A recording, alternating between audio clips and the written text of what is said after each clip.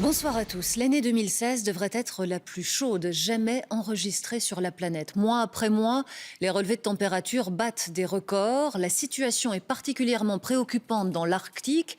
Le printemps et l'été dernier, la fonte des glaces a été spectaculaire. Et ces dernières semaines, il n'a pas fait suffisamment froid pour que la calotte glaciaire se reforme. Une masse d'air chaud stationne au-dessus du pôle Nord.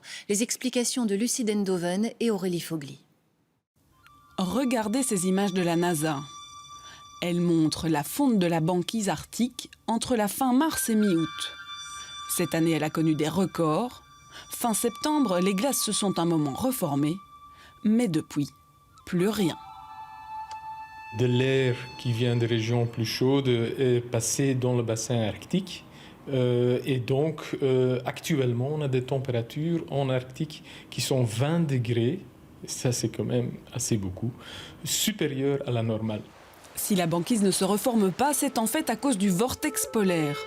Un tourbillon d'air froid qui se forme au-dessus du pôle Nord en hiver.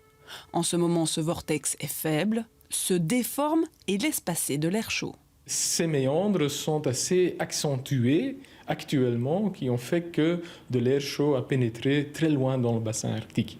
Et donc, l'air qui n'est pas seulement chaud, mais qui est aussi humide.